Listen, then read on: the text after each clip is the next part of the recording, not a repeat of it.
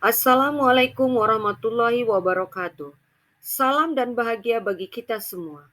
Sampailah kita pada koneksi antar materi modul 1.2 bersama saya Eka Yulia, guru SMK Negeri 1 Bangkinang, calon guru penggerak Angkatan 6 Kabupaten Kampar, Provinsi Riau.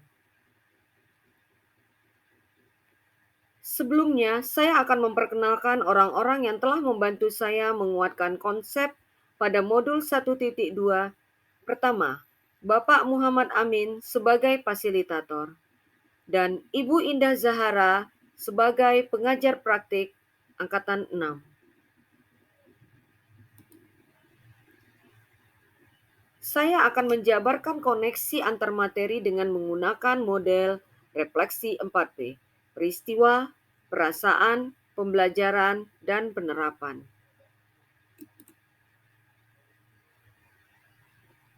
Dalam poin peristiwa, saya akan memaparkan pengalaman pada momen-momen paling penting, menantang dan mencerahkan bagi saya dalam proses pembelajaran modul 1.1 hingga modul 1.2.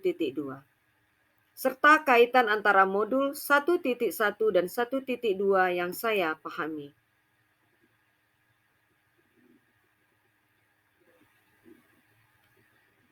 Untuk poin pertama, saya akan menjelaskan tentang momen penting yang saya alami. Momen penting ketika saya mendapatkan kesempatan untuk mempelajari kedua modul tersebut. Modul 1.1 tentang tugas guru untuk menuntun murid.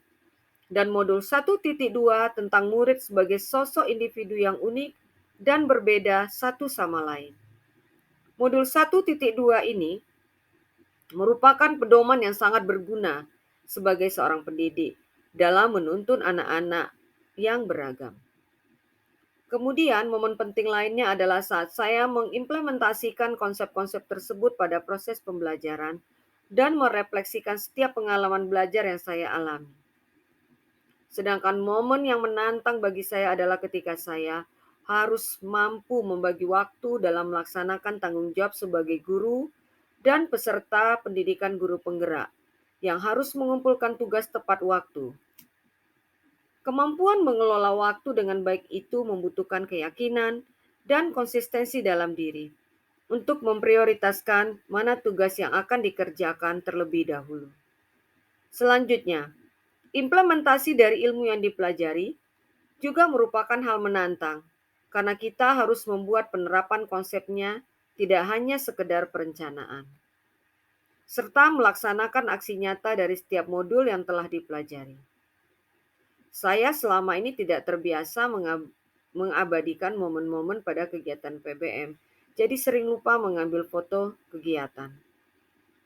Sedangkan momen yang mencerahkan bagi saya, ketika saya mengerjakan tugas eksplorasi konsep, saya mendapatkan pengetahuan baru.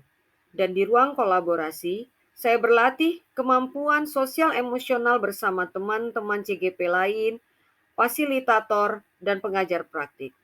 Kemudian pada kegiatan elaborasi pemahaman, saya mendapatkan penguatan konsep dari instruktur.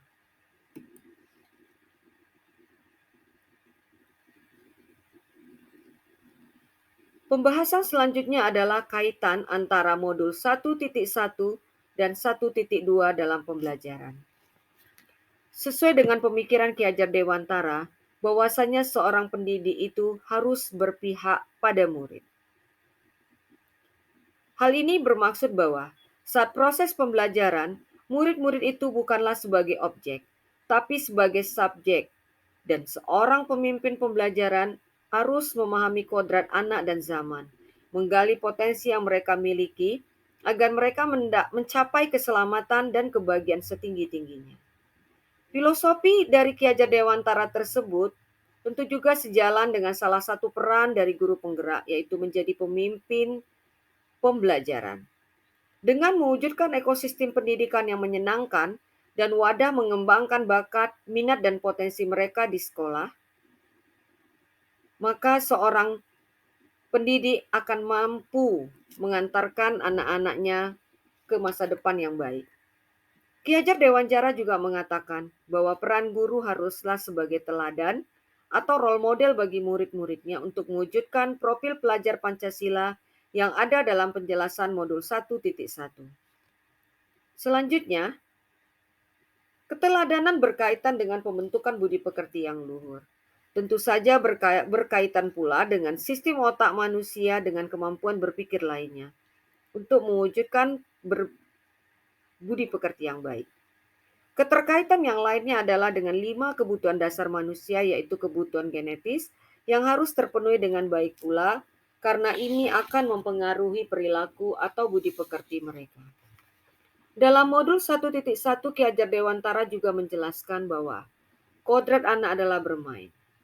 Dengan kata lain, anak harus kita buat bahagia sesuai dengan materi di modul 1.2, yaitu 5 kebutuhan dasar manusia yang salah satunya adalah kesenangan. Kita dapat memberikan momen bermain sambil belajar bagi anak dengan menyediakan suasana belajar yang menyenangkan dan pembelajaran yang bermakna.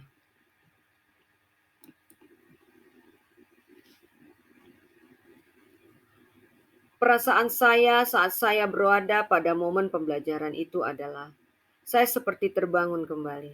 Ibarat orang yang sedang kehausan diberi air minum segar sebagai pelepas dahaga. Ibarat tanaman yang telah mulai layu, disirami air kembali akan tumbuh kembali. Saya mendapatkan ilmu pengetahuan dan pengalaman yang luar biasa. Saya dapatkan dari fasilitator, pengajar praktik, instruktur, serta teman-teman CGP lainnya.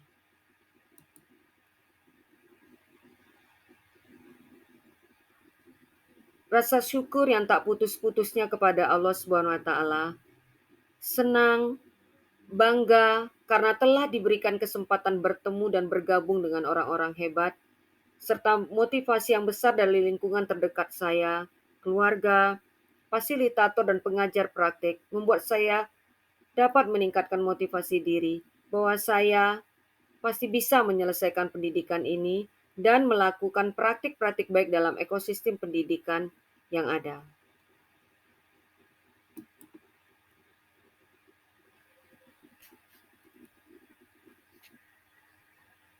Pembelajaran yang saya peroleh sebelum momen ini terjadi, saya berpikir bahwa siswa yang pintar itu hanya dilihat dari sisi kognitifnya saja, dengan perolehan-perolehan angka dan selalu menjadi yang terbaik. Dan menganggap anak-anak yang pendiam, pemalu, tidak mau tampil berarti dia tidak mampu. Selain dari itu, saya juga jarang melakukan kegiatan refleksi dalam pembelajaran, sehingga saya tidak tahu kelebihan atau kekurangan dari pembelajaran yang telah saya lakukan.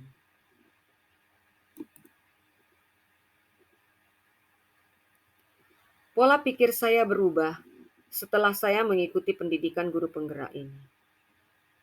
Hakikatnya, penilaian itu tidak hanya dari sisi kognitif saja, tetapi hal utamanya adalah anak bisa memaknai pembelajaran dengan bahagia dengan cara yang mereka suka dan mampu. Karena memang kenyataannya bahwa setiap siswa itu unik, memiliki karakteristik, minat dan bakat masing-masing. Yang apabila pendidik atau guru menemukan cara yang tepat untuk memfasilitasi dan menuntun mereka, mereka akan senang belajar, dapat berkembang dan berprestasi. Selain itu, pembelajaran yang saya dapatkan adalah bahwasanya kegiatan refleksi itu memang penting agar memudahkan kita mengetahui kelebihan dan hal-hal yang harus kita perbaiki untuk ke depan.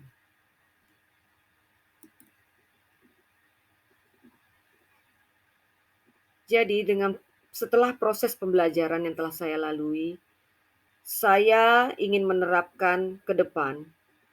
Pertama adalah kegiatan refleksi.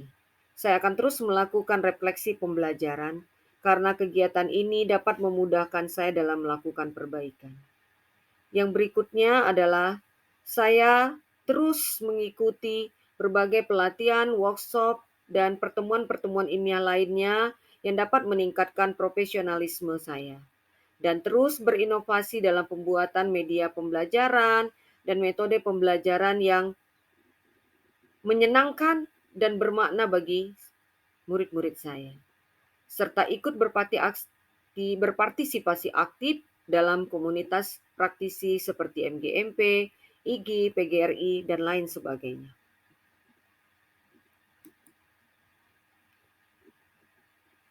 Demikianlah penjabaran koneksi antar materi modul 1.1 dan modul 1.2. Semoga bermanfaat bagi kita semua. Salam Guru Penggerak.